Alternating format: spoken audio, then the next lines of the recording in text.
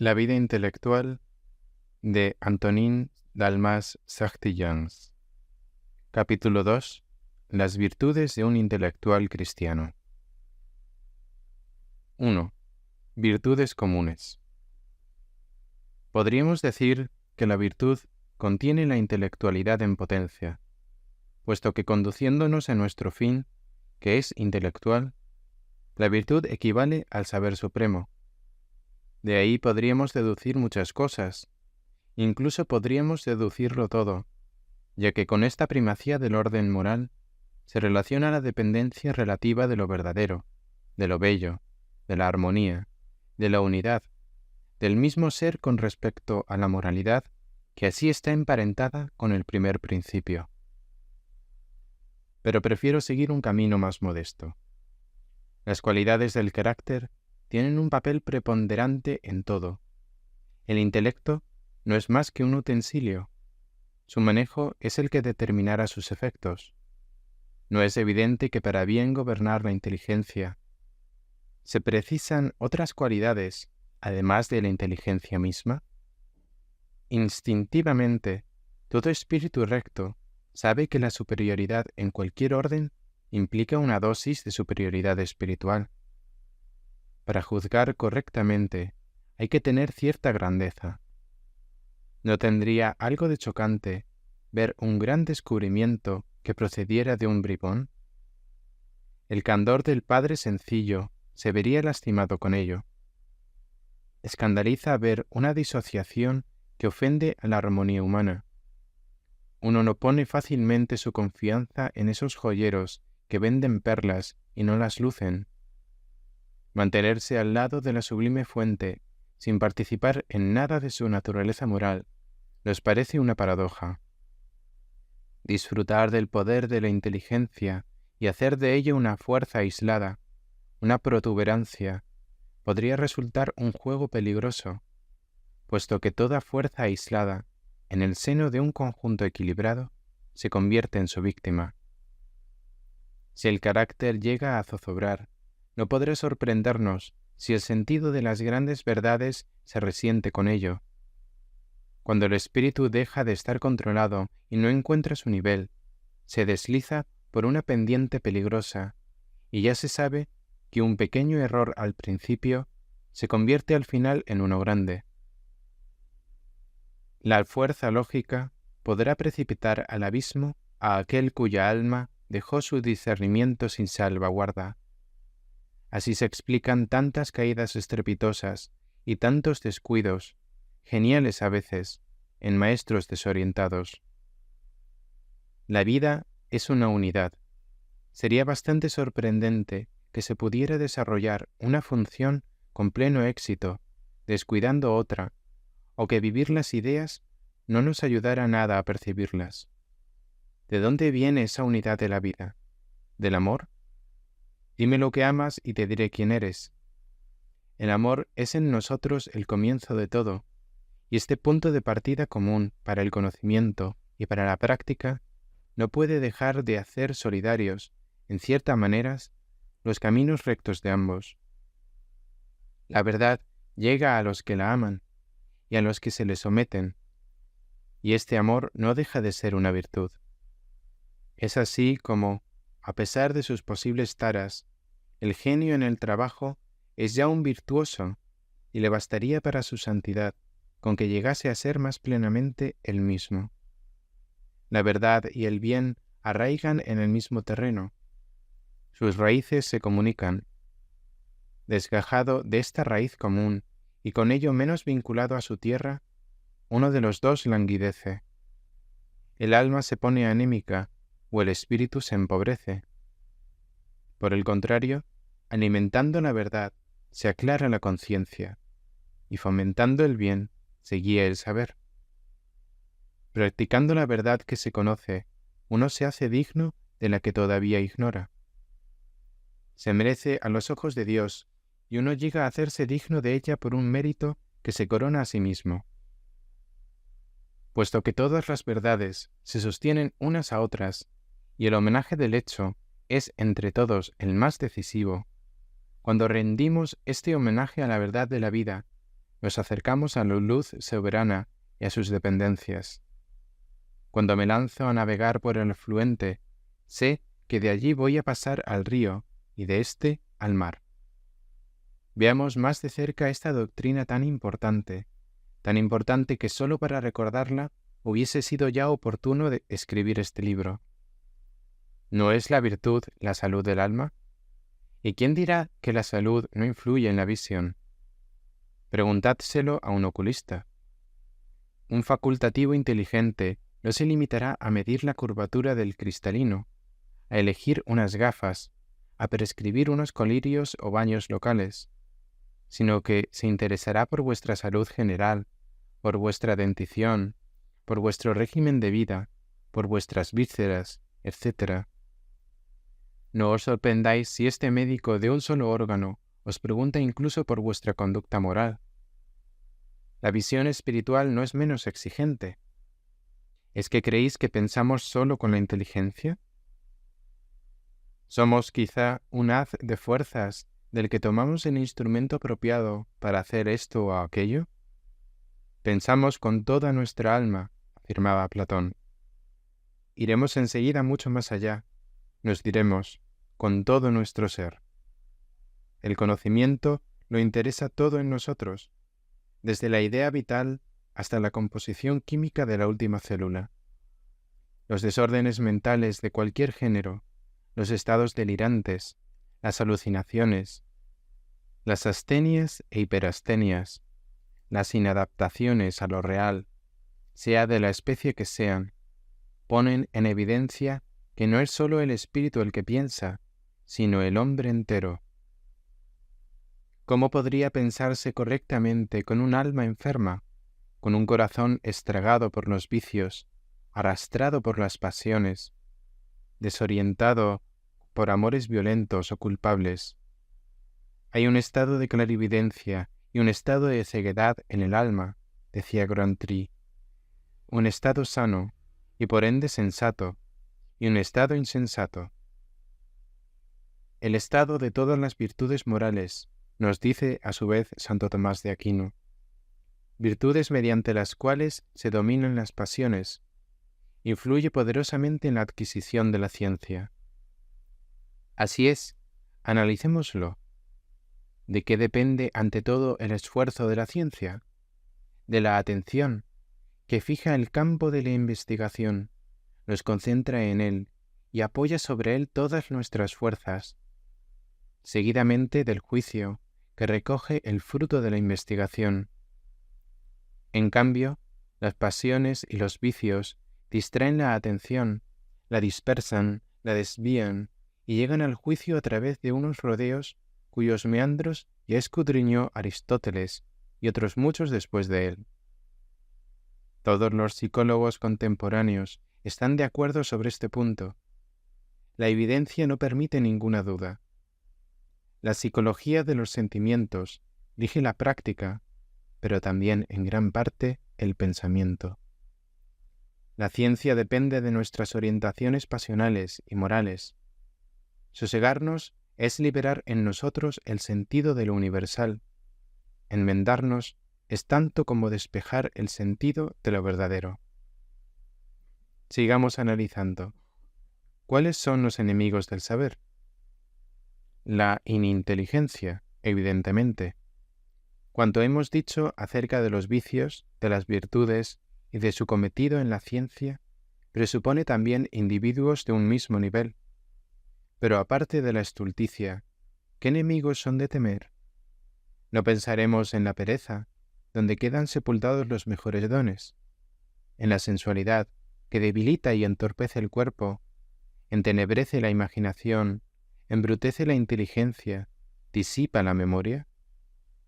En el orgullo, que tan pronto deslumbra como ofusca y que nos empuja tanto hacia nuestro propio sentido que puede escapársenos fácilmente el sentido universal. En la envidia, que rechaza con obstinación cualquier claridad vecina. En la irritación, que rechaza toda crítica y se empecina en el error. Libre de estos obstáculos, un hombre de estudios destacará más o menos según sus recursos y su ambiente, pero llegará a conseguir el nivel de su propio genio, de su propio destino. Todos los defectos mencionados convergen, tienen un mayor o menor grado de hilación, se encuentran, se ramifican, y son todos ellos, con relación al amor o al menosprecio del bien, lo que son los hilillos de agua que se entrecruzan respecto a la fuente. La pureza del pensamiento supone la pureza del alma. He aquí una verdad general que nada podrá mermar. El neófito de la ciencia debe impregnarse de ella. Subamos más alto y, ya que hemos hablado de fuentes, no nos olvidemos de la primera. La metafísica más segura nos enseña que, en el fondo, la verdad y el bien no solo están unidos, sino que se identifican. Para ser exactos, hay que decir que el bien del que aquí hablamos no es propiamente el bien moral. Directamente se trata solo del bien deseable, pero un rodeo nos conduce de uno a otro. El bien moral no es sino lo deseable, medido por la razón, y propuesto a la voluntad como un fin. Los fines se sostienen entre sí. Todos dependen de un fin último, y es este último el que encuentra la verdad y se identifica con ella. Si unimos estas proposiciones, nos encontraremos con que el bien moral, aun cuando no sea del todo idéntico a la verdad, no obstante depende de ella a través de los fines de la voluntad. Por consiguiente, entre los dos existe un lazo más o menos flojo o apretado, pero infrangible. No es a través de lo que en nosotros hay de individual por lo que accedemos a la verdad, sino en virtud de nuestra participación en lo universal. Ese universal, que es a un tiempo verdad y bien, no podría ser honrado por nosotros como verdad, ni podríamos adherirnos a él íntimamente, descubrir sus huellas y sentir poderosamente su influencia, sin reconocerlo y servirlo también como bien.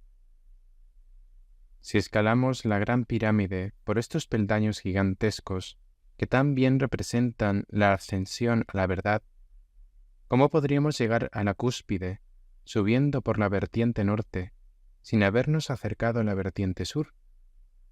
Mantenernos a distancia de ésta sería permanecer en bajo nivel. Si quisiéramos alejarnos de ella, lo lograríamos solo a costa de alejarnos también de la cúspide. Bienaventurados los limpios de corazón, dijo el Señor, porque ellos verán a Dios. Abraza la pureza de conciencia, dice Santo Tomás al estudiante destinatario de su carta, y no dejes de imitar la conducta de los santos y de las personas buenas.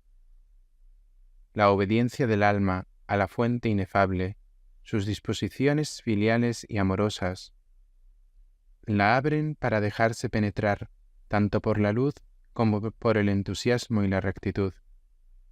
La verdad, una vez ha sido amada y concebida como vida, se revela como principio, se la ve según se es. Se participa de ella participando del espíritu al que debe su existencia. Las grandes intuiciones personales, las luces penetrantes nos llegan, en igualdad de valores, del perfeccionamiento moral, del desapego de sí mismo y del alejamiento de las trivialidades usuales, de la humildad, de la simplicidad, de la disciplina de los sentidos y de la imaginación, del impulso hacia los grandes objetivos. Ya no se trata aquí de demostrar la propia habilidad ni de hacer brillar las propias facultades, como si se tratara de alhajas. Se trata de comunicarse con el meollo de la luz y de la vida, y por eso hay que atacar este centro en su unidad, tal como es. Se le adora y se renuncia a cuanto puede ser obstáculo, a fin de dejarnos inundar por su gloria. ¿No es algo así lo que significa esta célebre frase? Los grandes pensamientos salen del corazón. 2. La virtud propia del intelectual. Tenemos ya la seguridad de que la virtud, tomada en sentido general, es necesaria para la ciencia, y de que, cuanto mayor es la rectitud moral, más fecundo llega a ser el estudio. Pero hay una virtud característica del intelectual sobre la que conviene insistir ahora, aun cuando habrá que volver sobre ella no pocas veces a lo largo de estas páginas. La virtud característica del hombre de estudio será evidentemente la estudiosidad. No hay que precipitarse en juzgar esto como una simpleza. Nuestros maestros en la doctrina han cifrado aquí muchas cosas y han descartado otras muchas.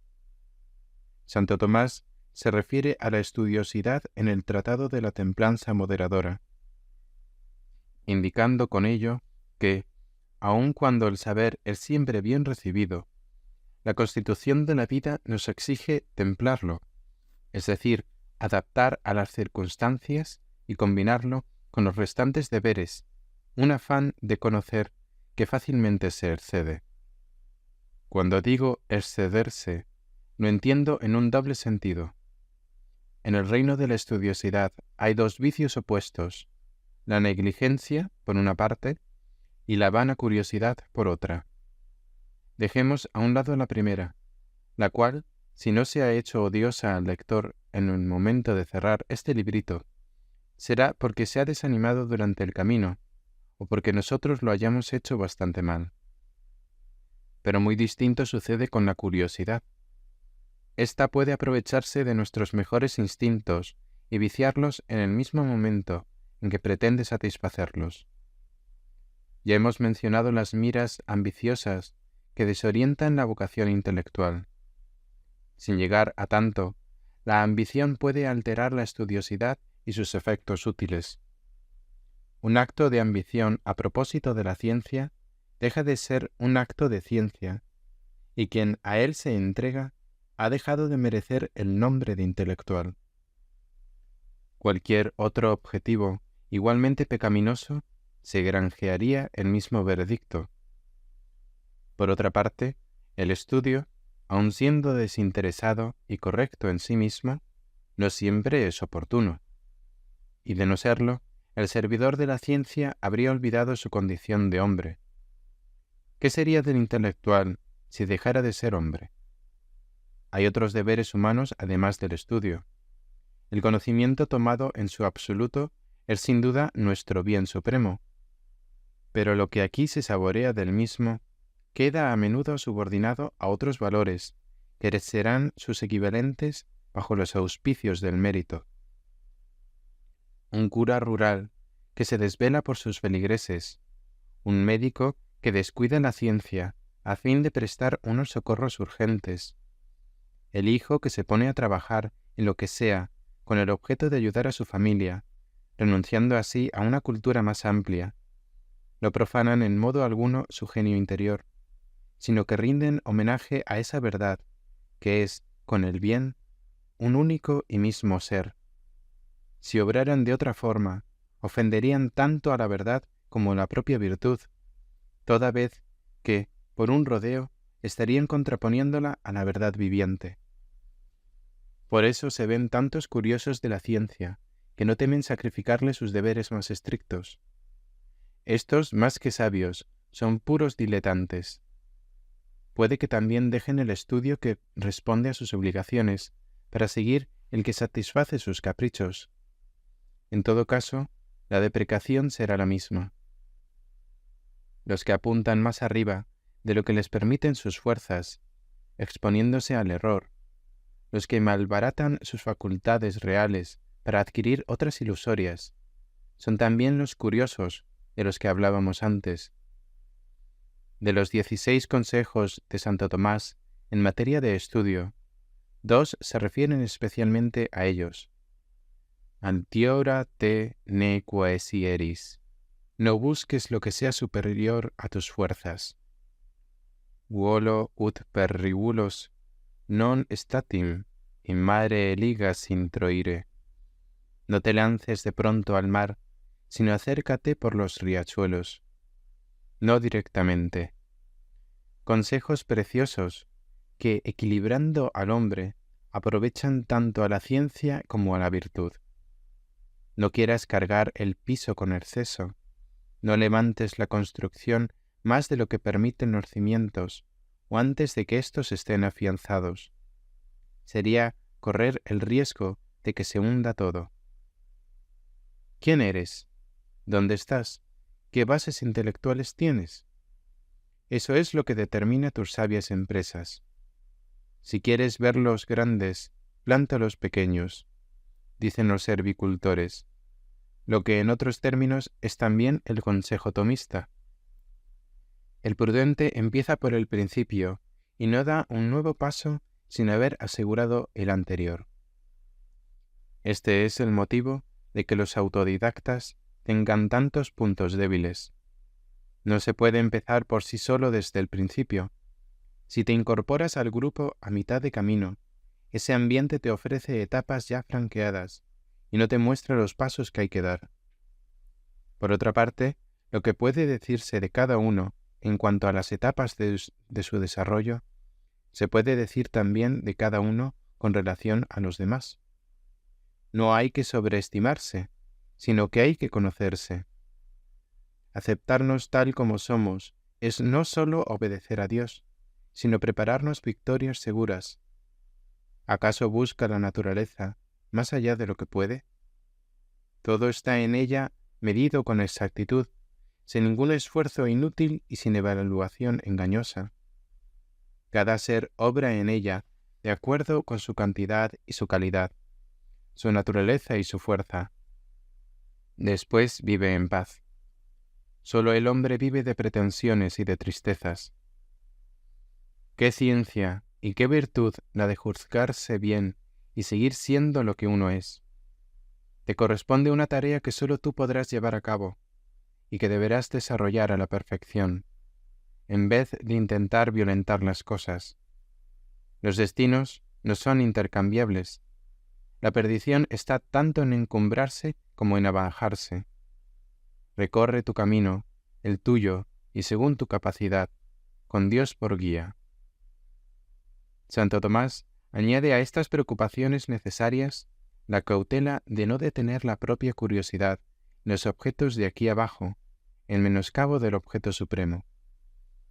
De ahí sacaremos más adelante una consecuencia importante para la organización del trabajo. Pero primero, que el que estudia se reserve un tiempo para el culto, la oración, la meditación directa de las cosas de Dios. También el estudio es un oficio divino, aunque indirecto, puesto que busca y honra las huellas creadoras o las imágenes, según escudriñe la naturaleza o la humanidad. Debe, no obstante, ceder paso, en su día, a la relación directa. Si eso se olvida, además de desconocerse un gran deber, la imagen de Dios en lo creado se difumina, y las huellas no servirían más que para alejarnos de aquel de quien dan testimonio. Estudiar de forma que ya no se rece, ni se recoja uno nunca, sin leer ya la palabra sagrada, ni la de los santos, ni la de las grandes almas, hasta olvidarse de sí mismo, y que a fuerza de concentrarse en los objetos del estudio se termine olvidando al huésped interior, es un abuso y un engaño. Pensar que así se va a progresar o que de esta forma se va a producir más, equivaldría a decir que el riachuelo va a fluir más secando la fuente. El orden del espíritu debe responder al orden de las cosas. En lo real, todo se remonta hasta lo divino, todo depende de él, porque todo procede de él. En la imagen de lo real en nosotros se perciben las mismas dependencias, a menos que hayamos tergiversado las relaciones de la verdad. 3. El espíritu de la oración. Estas disposiciones quedarán aseguradas si, independientemente de la piedad previa al estudio, se cultiva, incluso en el trabajo, el espíritu de oración. Nuevamente es Santo Tomás quien dice al apasionado de la ciencia: orationi vacare non desinas.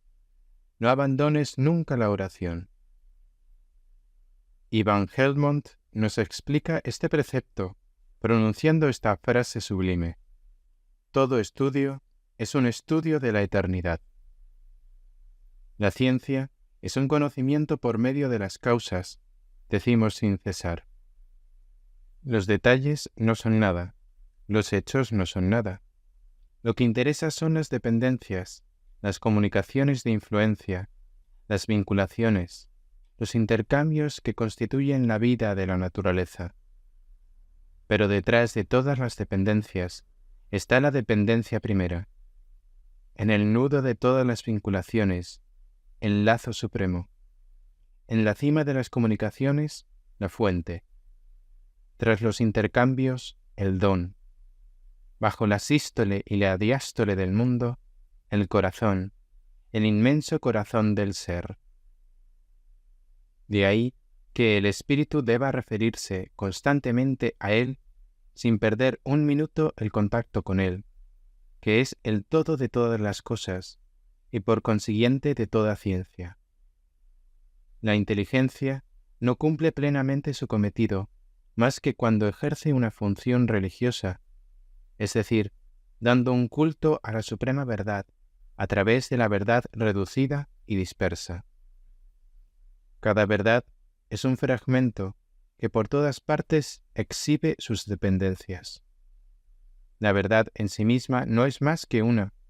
La verdad es Dios. Cada verdad es un reflejo. Detrás del reflejo está la luz que le da el valor. Cada ser es un testigo. Cada hecho es un secreto divino. Más allá está el objeto de la revelación, el protagonista del testimonio. Toda verdad se destaca sobre el infinito como sobre su propio fondo de perspectiva. Está emparentada con él, le pertenece. Una verdad particular puede ocupar la escena, pero las inmensidades están más lejos. Podría decirse que una verdad particular no es más que un símbolo real, un sacramento de lo absoluto. Representa y es, pero no por sí misma. No se basta a sí misma. Vive de prestado y, abandonada a su inconsistencia, moriría. Para el alma plenamente despierta, toda verdad es como una cita. El pensamiento soberano invita al nuestro. ¿Podremos faltar a este sublime encuentro? La vida de lo real no está toda ella en lo que se ve, en lo que se analiza por medio de la ciencia. Lo real tiene una vida oculta, como Jesús, y esta vida es también una vida en Dios. Es como una vida de Dios. Es una revelación de su sabiduría por medio de las leyes, de su poder mediante los efectos, de su bondad merced a las utilidades, de su tendencia a la difusión a través de los intercambios y del crecimiento. Es conveniente venerar y amar esa especie de encarnación en contacto con aquel que se encarna. Separar este cuerpo de Dios de su espíritu sería abusar de él, del mismo modo que es abusar de Cristo, no querer ver en él más que al hombre. La encarnación de Cristo lleva a la comunión, donde no pueden disociarse el cuerpo, la sangre, el alma y la divinidad del Salvador. La casi encarnación de Dios en el ser, de la verdad eterna en cada caso de la verdad, debe llevarnos también a un éxtasis celestial, y no a nuestras meras investigaciones distraídas o a nuestras admiraciones triviales. Decidámonos a trabajar bajo la sombra de las grandes leyes y bajo la ley suprema. Ni el conocimiento, ni ninguna otra manifestación de la vida deben separarse de sus raíces en el alma y en lo real, allí donde el Dios del corazón y el Dios de los cielos se revelan y se juntan.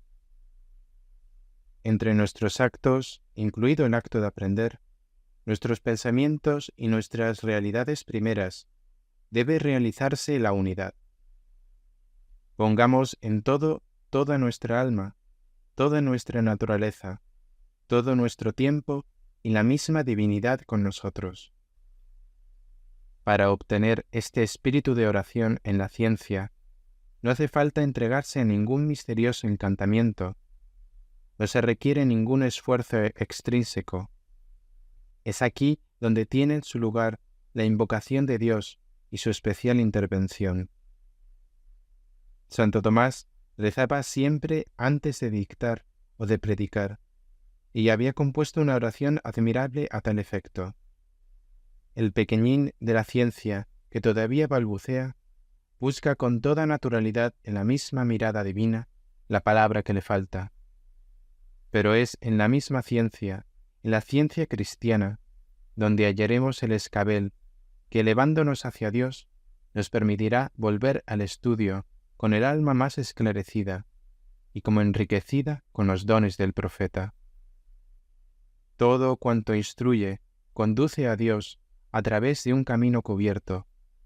Toda verdad auténtica es eterna de por sí, y la eternidad que lleva en sí orienta hacia aquella verdad de la que no es más que una revelación.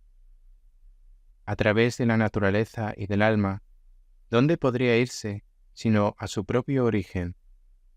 Si no llegamos allí, será porque nos habremos desviado en el camino.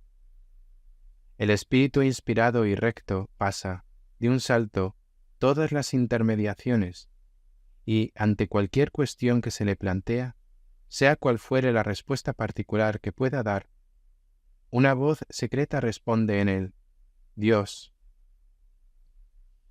Por consiguiente, no nos queda sino dejar al espíritu seguir su vuelo por una parte y a su atención por otra, a fin de que entre el objeto de un estudio particular y el de la contemplación religiosa puede establecerse un intercambio en beneficio de ambos. Con empuje rápido y a menudo inconsciente, se pasa de la huella o de la imagen a Dios, y desde allí, rebotando con nuevas fuerzas, se vuelve sobre los pasos del divino caminante. Cuanto allí se ha descubierto, es entonces comentado, magnificado. Se ve un episodio de un inmenso acontecimiento espiritual. Incluso tratándose de pequeñeces, se siente uno cliente de unas verdades ante las cuales las montañas son efímeras. Uno se siente envuelto por el ser infinito y la infinita duración, y entonces el estudio se convierte verdaderamente en un estudio de la eternidad. 4. La disciplina del cuerpo. Como ya hemos dicho, la doctrina del compuesto humano se opone a una disociación de las funciones espirituales y de las funciones corporales más extrañas al pensamiento puro. Santo Tomás ha tenido a bien hablar esta sentencia irónica de Aristóteles. Tan ridículo sería afirmar que es el alma sola la que comprende, como decir que es ella sola la que construye o teje. El propio doctor Angélico quiso avanzar estas proposiciones aparentemente materialistas. Las diversas disposiciones de los hombres para con las obras del alma responden a las diversas disposiciones de sus cuerpos. La nobleza del alma depende de la buena complexión del cuerpo. Todo esto no tiene nada de sorprendente. El pensamiento nace en nosotros después de largos preparativos en los que toda la máquina corporal se pone en marcha. La química celular está en la base de todo.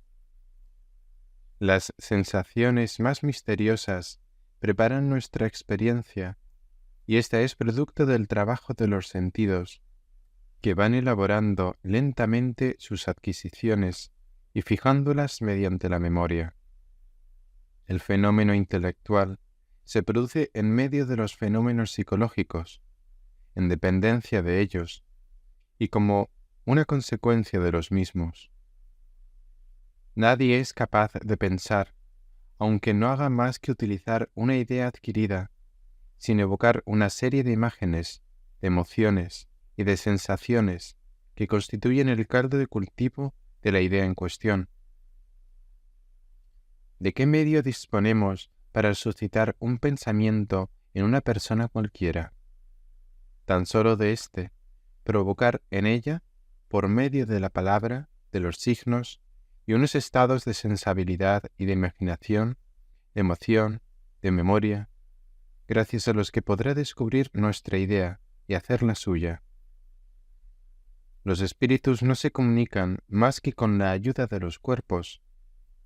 Del mismo modo, el espíritu de cada cual no se comunica con la verdad y consigo mismo sin la intervención de su cuerpo, hasta el punto de que el cambio mediante el cual pasamos de la ignorancia a la ciencia debe atribuirse, según Santo Tomás, directamente al cuerpo y solamente per accidens a la parte intelectual.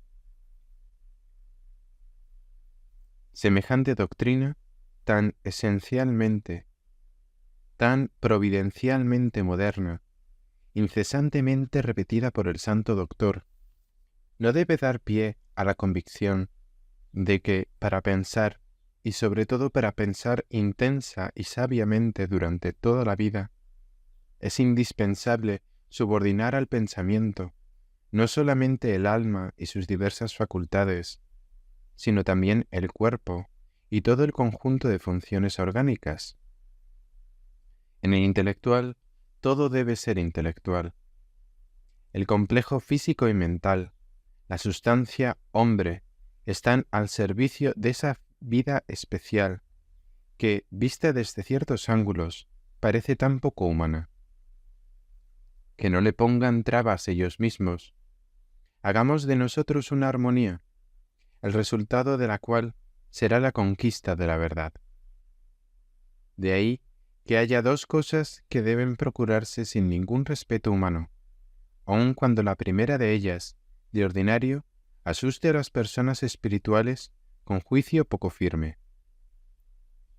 Ante todo, no te avergüences de cuidar tu salud. Han existido genios con una salud deplorable, y si Dios quiere que este sea tu caso, nada tendríamos que objetar. Pero si eso fuese por tu culpa, estarías cometiendo una falta grave, la de tentar a Dios. Estás totalmente seguro, discípulo de los genios, de que tienes como ellos vigor suficiente para triunfar en la lucha incesante del alma contra la debilidad de tu carne. No hay nada que demuestre que los propios genios hayan visto desviados o reducidos sus talentos a causa de sus taras fisiológicas. Quizá muchas anomalías intelectuales entre los mejor dotados se explicarían de esta forma, y también se explicaría así la débil producción de otros. Es cierto que en igualdad de dones, la enfermedad supone una seria desventaja, puesto que disminuye el rendimiento, dificulta la libertad del alma en el momento de sus funciones delicadas, desvía la atención y puede falsear el juicio a causa de los efectos de la imaginación y de emotividad que provoca el sufrimiento. Una enfermedad de estómago cambia el carácter de un hombre, y el carácter de éste cambia sus pensamientos. Si Leopardi no hubiese sido raquítico y contrahecho, ¿estaría considerado hoy como un escritor pesimista? Cuando se trate para ti de asuntos de alto nivel, no creas que vas a rebajar el debate si te preocupas al propio tiempo que el del pensamiento de todos sus fundamentos orgánicos. Un alma sana en un cuerpo sano es siempre lo ideal. El hombre de estudio tiene una fisiología especial que es preciso cuidar, y para ello, si fuera necesario, no hay que tener miedo a recurrir al profesional. En todo caso, hay que seguir las prescripciones normales. Una buena higiene debe ser considerada casi como una virtud intelectual. En nuestros tiempos, en los que la filosofía es a menudo tan pobre, la higiene es rica. No la desdeñes, ya que también ella puede enriquecer tu filosofía. En la medida de lo posible, deberías llevar una vida al aire libre. Es cosa reconocida que la atención, ese nervio de la ciencia, se halla en estrecha correlación con la respiración, y como se sabe, la abundancia de oxígeno constituye una condición primordial para la salud en general. Las ventanas abiertas o entreabiertas de noche y de día, cuando la prudencia lo aconseje. Frecuentes ejercicios de respiración profunda, especialmente combinados con los movimientos que los amplifiquen y les hagan normales. Paseos antes y después del trabajo, o mejor todavía, combinados con él según la tradición griega. Todas ellas son prácticas excelentes. Es importante trabajar en una posición que desahogue los pulmones y no comprima ningún órgano. También es oportuno interrumpir de vez en cuando las sesiones de estudio para respirar profundamente, para desentumecerse por medio de 2 o 3 movimientos rítmicos que templen el cuerpo y le impidan, por decirlo así, adquirir hábitos viciosos. Se ha descubierto que determinadas inspiraciones profundas, practicadas de pie, levantándose sobre las puntas de los pies, con las ventanas abiertas, son mucho más eficaces todavía. No hay que descuidar nada, pues el descuido podría acarrearte la congestión y el entumecimiento de tus órganos. Es necesario hacer ejercicio físico todos los días. No hay que olvidar la sentencia del médico inglés. Los que no tienen tiempo para hacer ejercicios físicos deberán tenerlo para estar enfermos. Si no podéis practicarlos al aire libre, hay buenos métodos para suplir esta circunstancia.